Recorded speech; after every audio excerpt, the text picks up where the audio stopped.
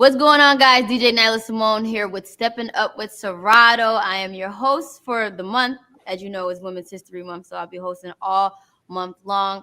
Now, for those who don't know me, you might know some of my work from Power 105.1, or maybe you see me on Charlemagne's The God's Honest Truth, or even my TV show with Revolt, where I'm the DJ with Rhapsody and Big Tigger.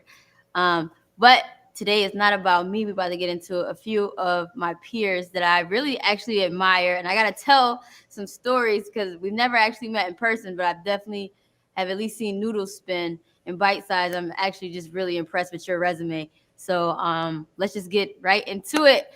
So for those who don't know who you guys are, just give a short little introduction and then I'm going to start digging in.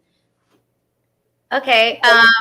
My name is Micah. I go by Noodles. I'm from the Bay Area. I DJ random events. And I also DJ for an R&B singer named Kaylani. Nice. My name is Bitesize. I'm also from the Bay Area, and I DJ in the San Francisco district, sometimes San Jose, and yeah. Okay. Bitesize, you being modest right now. You don't got accolades underneath the belt. Like, why are you doing that? What do you mean? I also yeah. Okay. Well, we'll get into it. So let's talk about how you guys got started as DJs. So I've been DJing since I was 15. I basically started full-time DJing about 8 years ago. So I've been kind of well seasoned. And my dad actually taught me how to DJ, but he taught me on vinyl, and then I had to teach myself the Serato stuff. So yeah, and I can honestly say it's been going kind of good. I started when I was 17, and I originally learned on vinyl as well. Shout out to Joe Ill and Selski. They showed me that way. And then I eventually was like, I need to get into Serato so I can start putting out mixes. And then I learned Serato and started putting out mixes, and using turntables with it was kind of cool. So I was able to implement some of the vinyl techniques onto the digital Serato world. Oh, I got it from Joe Ill, just because we were trying to figure out what I should call myself, and we kind of just thought of Bitesize just because I'm small, and it was kind of just perfect. Love it. Feel that. How about you, Noodles? So in high school when I was DJing, I got heavily influenced in the nightlife. I was sneaking into clubs when I was 16. I was partying with college kids. I was your average crazy teenager in the early 2000s. But I actually got really wasted. I don't encourage underage drinking. However, I was drunk at this party and I started freestyle rapping with a bunch of random guys I met. And in high school, I had a perm. I don't know who I thought I was, but I just loved curly hair. And one of the guys that I was freestyling with was like, yo, Young Top Ramen has bars. And I was like, Top Ramen, what the hell? And then basically he like strung out one curl in my hair and was like, oh, it's like a noodle. And then I was like, oh, I'm about to go with Noodles and take this. So yeah, that's right. That is a hilarious story. So let me find out. No, only when I'm drunk. I'm highly sober right now.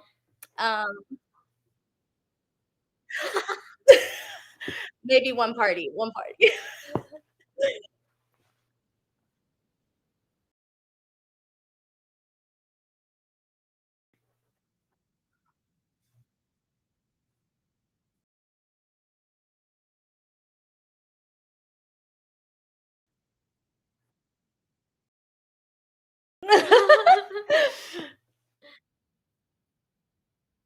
I went to a show in Amsterdam where you were spinning for Kalani, and like I was so impressed that she had a female DJ. That was like the first time in a long time I had seen like a female, like it was like a unicorn seeing you. But it really like inspired me. That's when I first started following your career. So and like you had great presence on the mic, like from everything. Oh, and that's something I actually struggle with a long time. So how did you get comfortable speaking on the mic and commanding a room? So actually, I was really shy when I was first doing my gigs. I used to just be like, I'm gonna let the music speak for itself. But my manager was actually the man in my ear. Shout out David Ali. He was the one that always told me, the minute you walk on the stage, it's your stage, so your presence has to count. So he used to tell me, like, you better tell them who you are. And if you want to come back, because obviously to make a career out of DJing, it's really hard and it's based off of like connections, So he used to always tell me, like, the minute you step foot on stage, you get on that mic, you tell them who you are, you control the entire vibe of the room, and that's like your job. So I was like, you know what? You're right. I want to come back to this city. So I was like, you kind of have to pucker up and get confident. I've been trying to train myself to get off the mic more, just because when I'm hammered DJing, I kind of just start talking my shit on it, which is, it can go both ways, right? So it's like now, I've had nights where I'm like, all right, Noodles, you talked too much last night. So don't do that. But yeah, I just have to thank my manager for that, because he was the one who actually made me build the confidence for talking on it. That's super dope. Mm-hmm. Did you like practice in the mirror, or was it just like? I know, I was on my Issa Rae shit, I was like, you know what? It's your girl Noodles. No, I was kidding. No, actually, I would practice. I have a mic hooked up to my mixer, obviously, at home, and like I would practice like that. So because I would like to hear myself through my monitors. So nice. I would practice. I love that. I've been doing it, but for some reason, I just feel like I hate hearing my voice back. Me too.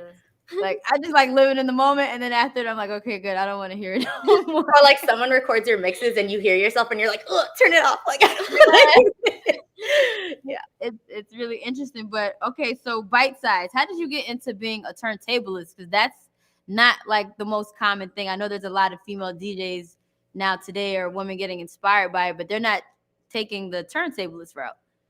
Yeah, I mean, it's definitely like different, I guess. I learned from DJ Selsky, and shout out to Joe Ill for introducing me to Selsky, because she would battle in DNC and like runs scratch pad, and she just basically showed me some of the techniques and like basically the legends like DJ Qbert and Invisible Scratch Pickles, and then even Jay Spinoza and Medina, and just seeing like the way that they mix, I was like, I want to implement this at least into some of my mixing. And so I definitely just try to like practice adding it in, because it definitely adds flavor, I guess. Yeah, I have actually. Yeah, local battles in San Francisco, which is dope.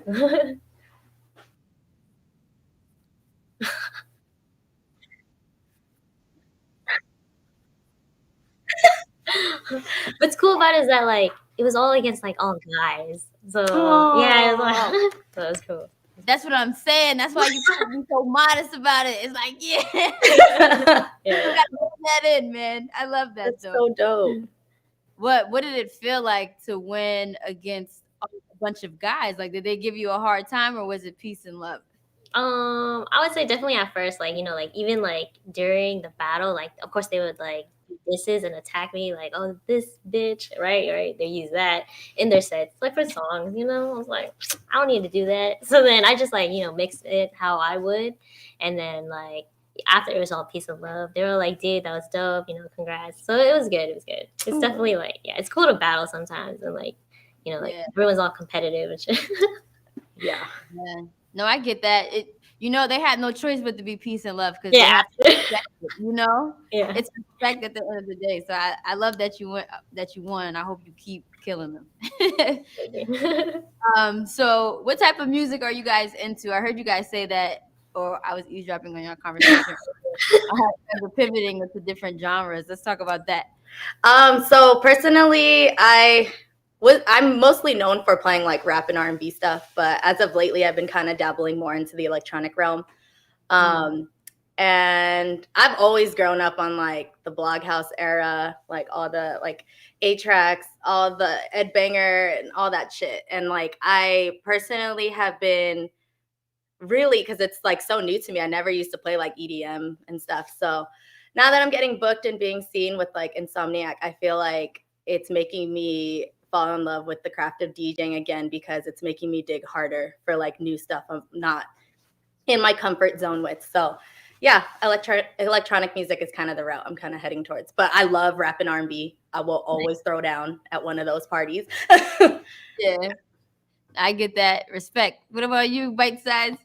Yeah, so like I'm heavily like comfortable with R&B and rap and hip hop, and then I definitely a lot of like SoundCloud edits I've been trying to throw in there into my sets just to have that different like remixes and stuff, and also some EDM just because like some of the corporate events I've DJed like they really like EDM and house. Yeah. Oh yeah. So definitely digging in that way, that great as well.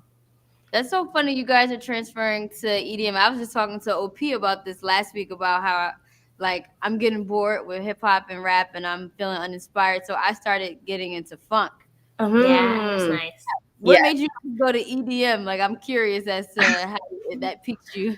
I mean, like I said, I think what really sparked it was Skrillex asking me to open up his avant-garde show in October. And I felt like that really, really opened up doors for, you know, my Noodles branding, I guess. Because usually when I get booked for like corporate events, like parties, it's always the same, I guess, yeah, like rap and R&B. And I'm really like good friends with the Selection crew. And I look forward to those types of sets because like it makes you dig harder for like edits and remixes on SoundCloud, Audius, like a lot of places that producers drop their stuff. But I would say the EDM route is kind of new because I have never done sets like that before.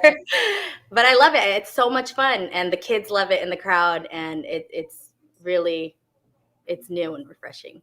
When you're DJing a EDM set versus like your hip hop sets, do you feel a different energy? Because you know when you're live on a set, it's an energy that comes amongst it. But what's the difference between the hip hop and the DJ? I think with hip hop, you're kind of quick mixing, right? So it's like you're not playing the full song. I feel like with EDM, it's like you're waiting for the drop to come. So you're playing a little bit of like 30 seconds to a minute of that song versus playing a bar or something or a hook. So I think that's the difference is like how long you're playing each track. But other than that, it's fun. It's like you're like waiting for it, you know, you're like, yeah. And then you're on the mic and you're like, all right, the countdown. Yeah. It's almost like producing live because you're riding beats. Yes. You know? It's like that. I love that. That's really cool. What are some of your favorite gigs that you have done and why? Yeah. Some of my favorite gigs, I've opened up for A-Track. That was really fun at 1015. That venue is like really dope. It's in San Francisco. It's huge. And then I've also opened up, or I played at Red Bull, the competition in San Francisco, and that was dope. And Jazzy Jeff was there, so that was sick. I was able to meet him. Those are some of my favorites. And getting flown out, those are cool too. That's so cool. That's awesome. It's so important for like the newer DJs to be up to date with like the legendary DJs because I feel like, sorry, I'm not opening up another can of worms, but that's so cool you met like Jazzy Jeff and A-Track because like kids today will not even know their influence on like us growing up. So shout out to A-Track and Jazzy Jeff. We love y'all. I'd say my favorite gigs. Oh my God, I played over like 1,000 gigs like in the past 8 years of DJing full time, but I'm going to have to bring it up again, but the Skrillex show really shook me. I haven't felt that serotonin boost in my head because, like, he hadn't played a headlining show since 2017 in New York. So, like, the fact he was up in my DMs and was like, Nudes, you want to play a show with me? And I was like, what did I do to deserve this? I was so confused, but I would honestly say, like, that was the first show in a couple of years that really woke me up. But other than that, the festival gigs that I do are really fun. I played Bumbershoot as like Noodles aside from Kehlani, which is like really fun to experience. Okeechobee, Faded in the Park. The list goes on, but like I'm just truly blessed to just be, you know, recognized by certain people. Yeah, definitely. Now that is awesome. I probably would keep talking about it too if I could like that. But you definitely have put the work in, so don't feel like what did I do? You're fucking Noodles. That's what you did. Like you've been doing this for years. But Bite Size, when you met Jazzy Jeff, did you ask any questions, or did he leave you with any gems? Is there anything inspiring that transpired? So what happened was like I was DJing, I was doing my set, and then Fran Boogie, which is like a known host in the Bay Area, he was like, "Hey, someone wants to meet you," and then I was like, "Who?" And I turn around and it's Jazzy Jeff, and then like I don't remember like a handshake him or give him a hug. I don't know, it was crazy. I was just like, "Hey," and then I just went back to my set. Wow, nah, that's amazing. Yeah, I'm I glad wish you I got could meet the him opportunity. again and talk though. Oh, Yeah. you will. You will. Yeah, for sure. That's awesome. So outside of DJing, what are some things that you guys do to keep yourself inspired in this art, or some people you look up to, maybe? Man, what do I do to keep inspired? I feel like, I don't know, these days I gain inspiration from just the people I surround myself with, and also the new people I meet on the road. I feel like, especially when I travel overseas and I meet a lot of international people and they put me onto the local DJs. And like, I just came back from Portugal, and my friend who was a local DJ took us around, and they were just playing all the craziest music that I've never heard before. And like, I feel like hearing new sounds that I'm not familiar with, I'm just like, I want to dive into that. Like, they was playing a lot of ballet funk, like a bunch of like house tunes that I was just so shook. And that's how I get inspired. It's just meeting people overseas. Nice. Yeah. How about you? I can agree with that, and like definitely like hearing other DJs play and like just hearing the different sounds that they pick up. You're like, oh, I wish I found that on SoundCloud or something.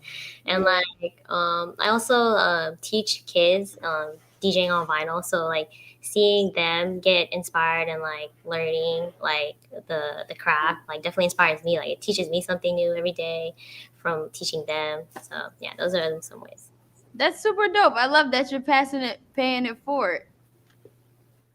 That is nice. What was I gonna say? Oh, touring with an artist. Let's talk about that experience, because that's a whole nother ball game in DJing itself, because you gotta keep up with them, you gotta know the words and stuff like that. Were there any challenges that you faced and overcome when you first started working with Kalani? Oh, yeah. I mean, I was working a full-time job when I first moved to LA 8 years ago at a PR agency. And like, I was DJing on the side here and there. And then David Ali, who's both of our managers, he kind of told me like, yo, like G-Eazy asked us to open up for him. So I think you're going to have to quit your job because it's like 36 shows for 3 months. And I was like, I've never done that before. Like, I'm like kind of scared, like this and that. And I really thought about it. And like, Kaylani was like, Nudes, like literally just give me 1 year. Our lives are about to change. She was like, just go on the road with me. And she was like, I was probably getting like, oh God, pennies for that tour, which is like fine. Cause I look back and I'm like, man,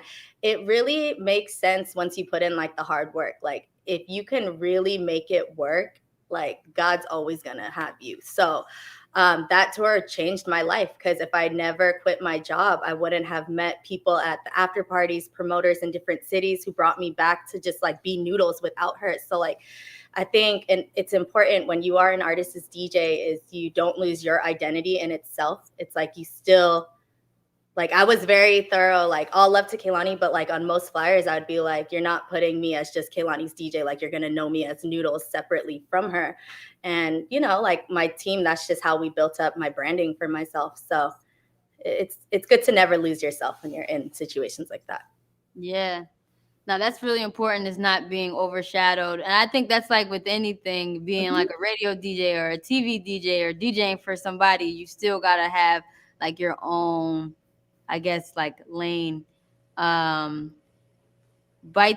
have you worked with any artists? I have actually, and I hella agree. Like, you don't want to lose like yourself as an artist in the process or as a creative. I DJ'd for Joe Ill, which is also my manager. I've DJ'd for him, and I've DJ'd for Ruby Ibarra, and just like you also gotta like put in practice with them, like knowing their style. So that definitely takes time away from you, but it's definitely good to have that balance once you find it. But Yeah. How long does it take for you typically to like build a chemistry with the artist and like your flow? Oh yeah, You no. I guess like it's. I don't know. I mean, like my situation. I think everyone's situation is different with the artists that they DJ for. Like Kaylani and I had built up a bond before we started touring, so it wasn't just like an overnight thing. Like I became her DJ. Like we was really out. I was traveling with her to radio shows when she was doing her interviews because, it was just like a networking process. But I don't know. I think it's different. It's probably different for you too, right? Because you have to get to know them fast. Yeah, definitely. Like, at least with Joel and I, like, we've known each other before, like, the whole, like, person DJing thing. And also with Ruby Barra, we kind of just jumped into it, but then we built a bond, like, over shows. So, yeah, it's definitely, like, once you have the connection, then it's, like, it just flows. But if you don't, like, at that first show, then I guess then it's not going to work out. Yeah, that makes sense. I definitely get that. So since it's Women's History Month, I just want to focus on the women for a second. Are there any women in your life, DJ wise, that you say influenced you? Oh man, I would have to say Natasha Diggs, one of my favorite. She's so dope. OP. I feel about Natasha. Yeah. Man, I saw her at the Do-Overs reunion party here in downtown LA. They like had that park. I don't know what it was. I played there for Selection, but like, man, she was like the best DJ on the lineup. No offense, Four Colors Zach, you too. He was killing, but but yeah, Natasha Diggs, probably one of my favorites. Honey Dijon, I'm like obsessed. Unique, who's from. She's a producer from Jersey. Yeah, sorry, I don't know why I was blanking out on that. And there's so many talented female DJs. Chronica from Selection, Sasha Marie. So many. Love them. I say that about you. I would have to shout out my mentor, DJ Selsky and DeAndroid. They're hella dope in Bay Area. Also DJ Sammy G from LA. She's hella dope. That's the homie. Mm-hmm. Nice. And I actually started DJing because of Noodles when I saw her mixes on Tumblr. Right? See? It's an honor. So yeah. For me, it was Noodles and Vashti. And DJ K was out involved. Yeah, there wasn't a lot on Tumblr. Yeah. I'm like, wow, this is fun. I could do this? Yeah. Hell yeah, anybody can. That's right. Have you guys ever been in a situation because like, the music industry likes to make it like it's an anomaly for a woman to be in this. So they try to pin women up against each other or anything like that. Have you guys ever been in a situation like that? And how did you go about maneuvering it? I can't think. I've never been in like a weird situation in the industry where like people pit me up against somebody, but I feel like I've been fortunate enough not to experience that. And also, if there's like loser ass guys that are making me feel weird because like I'm the only female on the lineup, I'm just like, I got booked for this because of me. I don't know, but I just have a really loud personality that like I just know what I have. So I don't think I've ever ran into any situations. Have you? No, nothing like that, luckily. Yeah. Nice. That's great. Noodles, what's your sign? I'm a Leo. I'm a double Leo. My moon and sun sign's a Leo. And I'm a Leo too. That makes a lot of sense. My rising's a Libra, so yeah. My rising is Libra, my sun is Leo, and my moon is Cancer. So I'm a little emotional, but you get We love the emos. We like that. I got the sad bitch music mixes on lock, you know what I mean? Yeah. Bitesize, how about you? Oh, I'm a Capricorn. I love nice. You don't know your rising or your moon? I've never looked it up. We'll do it after this. We'll go into that type of thing. Don't mind me. So what can we look forward to coming from you guys in 2022? Noodles, I know you're gonna be hitting the EDM sets, but is there anything else? Your brand, you can go so many ways. You've already inspired, my generation, obviously, as you see. Like, where do you see yourself taking it? I don't know. I feel like now I'm starting to get more into producing. I've been working heavily on these mashups. I've been doing like emo acapellas. I'm a big emo girl. Like I grew up on alternative music. So I've been like chopping stuff up and like putting them on like modernized random beats. And they've been honestly been going off on Audius. So like if you guys have Audius, but yeah, I think just production. I'm just trying to like level up and, I feel like as a female, people don't take female producers as seriously because, you know, you could be a cute girl, hire a ghost producer and go that route. And like, nah. Like, that's not what we're doing. Like, we're gonna shape the music industry with like female producers. So hopefully it levels up right. What about you? Definitely working on the production side, like making my own beats and like maybe put out an EP with some of my artists, and also just trying to like travel more with DJing. Lately, yeah, I've been able to like go to Colorado and stuff, so that was pretty dope. So hopefully more places this year. Yeah. So when you guys are doing production, what softwares are you finding like the most easiest to use when producing? I've been learning on Ableton. Luckily, I have a boyfriend who's just been teaching me. I've been just a student, but he's another producer. He goes by Mr. Carmack, and I've been just sitting in a studio, watching him click, like do things, and he's making me earn it. So it's nice. I like Ableton. I need to learn the Serato software, but I will get there. Yeah. Okay, cool. Nah, we appreciate the honesty. Yes. That was not a trick question. What about you, Bitesize? I originally was working on Reason, and then when I was in the Serato Academy, I was learning the Serato Studio, and it was actually pretty easy to use. So that's also what I'm working on. So in Serato Academy, how was your beat? Was that your first time using it to make the beat? Yeah, that was my first time, and like literally like it was kind of rough because like I'd never like made anything like that really. So yeah, it's definitely like a work in progress. I get that. How did the beat sound? I was in the Serato Academy too, and that section, that portion, that topic was definitely my least. My beat was so bad. I'm like, oh, it was great. No, OP is just telling me that beat was so bad, guys. So that's what I'm like. How was your beat when you played it? I didn't even get to share it. Oh man. But like I definitely like been working on like making mashups. That's where I'm like comfortable at, like making mashups. Yeah. I agree. Yeah. I agree. You gotta learn to start somewhere. Yeah, I like somewhere. Yeah. No, I agree. That Serato Academy was really good for me. What would you say was the biggest takeaway from you in the class? My biggest takeaway was like seeing everyone's different style. So that was dope, hearing everyone's sound, and like it definitely inspired me to want to like, you know, dabble into other sounds. So yeah, that was dope. Nice. And I think what I really love the most about the class is that I met people from all over the world. Yeah, all over the world. That was really dope. Yeah.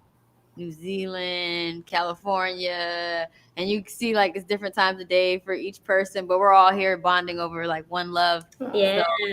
So, yeah. Shout out to Serato, obviously, for the academy, because that was super, super dope. Did you guys have any interesting guests pop up on your Serato class? Yeah, we did. I'm really bad with names. I can't remember who it was right now. It was a legendary Was it DJ Clark Kent? Yes, it was. You met a lot of legends on I know. That's awesome. Yeah, that was super cool to hear his story, and especially like hearing like he would talk about like how it was to DJ parties. So that was cool to hear his experience, and yeah, that was really dope. Serato Academy was a really dope experience. Yeah, for sure. I love it. It's really cool talking to the OGs, and I just like soaking up the game. You know what I mean? So, it's dope. Shout out to Serato again. But what was I gonna ask just now? Gosh, I'm having a brain fart, guys. Sorry, it's Thursday. Something about I was gonna ask. As a woman DJ, you guys are getting into producers. You guys are tapping into different genres. There's a lot of other women who are inspired by you guys. What advice would you give to them for starting out? Oh man, I feel like with the newer generation, obviously, it's easy to learn to DJ now because of you don't need 1200s, you don't need CDJs. Like there's like other alternatives like controllers and stuff. So, you know, I would just honestly say stay true to yourself when you're making your selections with songs. Don't get frustrated because you're not getting it down the first session. Like, I was practicing for hours in high school when I was on my 1200s. Like, my dad used to tell me to calm down because I'm a very impatient person. So I would just say, practice makes perfect. So don't get frustrated. Do you think that because so many people are learning with the new formats of DJing, like, does that bother you at all? I personally don't care, just because I care in a sense of, like, obviously I'm like in the weird space where it's like I'm the middle of the old heads and the newer generation. So it's like, You're like I'm just like middle child. You're the middle exactly. So I'm like, if that's the way you want to learn, I totally get it. Everybody's situation is different. Not many people can afford the proper DJ equipment. So it's like, if you're really passionate about it, you will find a way to like learn. And I don't think it takes away from your credibility. Like, I think everybody is a DJ in their own lane, and there's room for everybody to excel in any way. You don't need to be the next so and so. Like, you just gotta be passionate about it. Like, that's what DJing is, right? Yeah. Period. Yeah, I agree 100%. I agree 100%. All right, Bitesize, how about you? What do you think? Definitely, like, you gotta practice and play the stuff that you like, and like definitely like make sure you're happy in the process and you don't forget to have fun with it. Yeah, that's so. Yes. Yeah, I think that's a really good point, because even me, when I first started, I know I used to, like, I'd practice my sets, like, okay, I'm gonna hit this, then this, then this, and people will come up and be like, yo, can you play this? And then, like, I want to be a people pleaser because I want them to be happy, and then it messes up my whole set list, you know what I mean? So definitely, it's just do what feels good to you, because people who like your taste are gonna join in and just party with you. Exactly. Right. I agree. So let's talk about, I know like streaming live and DJing is like the new phenomenon, especially since COVID happened. We kind of had to find other avenues of expressing ourselves. How did you guys start getting involved with streaming and stuff like that? Oh man, streaming changed my life. I honestly, personally love it. I need to go back. Sorry, noodle heads, but mama's gotta work. But luckily, one of my shows in San Francisco, one of the Twitch music partnerships guy, his name is Ray. Shout out to Ray Lee. He came up to me and was like, "Hey, like, you should come tour the Twitch office." And like, this is before the pandemic happened. I had DJ'd 100 Thieves Party, which is like a gaming group, and the gamers were geeked that like I was DJing at like TwitchCon for them. And like, Ray was like, "Hey, we should like get you DJing on Twitch. Like, it would be cool. Like, we're trying to build up the music category on the site." So I was like, okay. And then, not luckily, but the pandemic happened that following year. And then that's when I was like, oh, I'm ready for it. Like, I feel like I could talk to kids. I'm good with this. And then I bought like just standard setups. I already had my CDJs. I just bought like a webcam, like a cooler mic. And then I started streaming 3 times a week. I was doing like 4 to 6 hour sessions Monday, Wednesday, and Fridays. And I'm so glad I did it, because I was just talking to Bitesize before this interview started that it really made me practice. Like, I'm a touring DJ, so I never get time on the road to practice DJing and transitions and scratching. That like Twitch really sat me down and was like, you're going to practice for 4 hours a day that you never used to. So I will say, I love live streaming. Yeah, that's dope. Back to the basics, right? Just Yes. you and music and figuring it out. Yes. How about you, Bitesize? Yeah, I thought live streaming was dope. Like, meeting different people online, like from all over the world, and like you never know who's gonna see you. Like, I actually like got booked a couple times, like from people that saw me on Twitch. So I agree. Like, I hella need to go back. Yeah, it's hard, right? I mean, we were also talking about with live streaming. It's like it's almost more exhausting to like perform in front of your webcam versus actually going in person and like feeling people's energies, because like, you got a camera on you for hours and you're just like, and then like the chat will die down and you're like, am I not like killing it right now? And like you start questioning, getting in your head. And then it's like you ask a question and then the chat goes off and you're like, oh, okay, like people just want music in the background and like you interacting with them. And it's a very special bond, like having an online community and having, you your own fan base on the side. So Yeah. it's great. No, that's really cool. And it's funny about the webcam because usually you can bounce off of other people's energy. Like you see somebody rocking out to your car, you have to be your own hype man the entire time. Mm-hmm. And then it's like they can almost like tell when like your transition was really bad, right? Because they're like sober, they're just watching you, have you in the background. But in person, it's like if you mess up, you're like, fuck it. Yeah, Like yeah. They probably had 3 drinks, they didn't even notice it. Yeah. Like, what would you guys say are some of your favorite Twitch DJs that you guys follow? Or is there any women Twitch DJs that you guys love and follow? Bella Fiasco, hands down, my favorite. Obsessed with her. Yeah, I would say Bella. Yeah, Bella's. I watch her like still, like I'll have her on in the background and stuff. Super dope. I love that. All right. Well, thank you guys so much for chopping up with me for Women's History Month. Hopefully, I really would love to meet you guys in person if you guys are ever in New York. We will. Yeah, we have to link. We gotta have like a jam set. And I like passing the aux with people because personally, I judge people off of their music taste. So like the first 5 songs will tell me everything. Like, you know what's crazy? Speaking of aux chords, it's like whenever I get in the Uber with my friends and they're always like, pass it to Nude, she's the DJ. I'm like, I do this for their living. Like, give it to someone else. Like, I'm just trying to play music in the car right now. Like, I want to hear what y'all listen to. Exactly. Oh my God, that's so true. Nah, definitely a pet peeve in my suit. That's hilarious. But thank you guys so much. Yes, Nyla, thank you. Amazing moderator. Yeah, she's so good. 5 stars, 5 stars. Shout out to Matt, OP, and Sunny for holding us down with this stream, and Serato. And Derek. Yeah. Yes, Derek. We love it. I would honestly, Serato, like literally, I'm probably never gonna go and change it up. Serato has always been there for me. Solid. Period. I tried the USB shit. It's not for me. I don't like it. So I'm like, I need my laptop. I be pulling up to parties. They're like, "New top on." I'm like, I don't know that USB shit. Like, I don't know. No, I actually really like that too. How does that even work? I don't know. I don't get it. I don't know. New things. Whatever. Not for us. Neither here nor there. We're loyal to the soil, baby. Yes. Happy Women's History Month. Yeah. Shout out to Serato. Thank you guys for joining me on Stepping Up with Serato. We'll be back again next Thursday with another episode. Until next time, guys. Peace. Peace.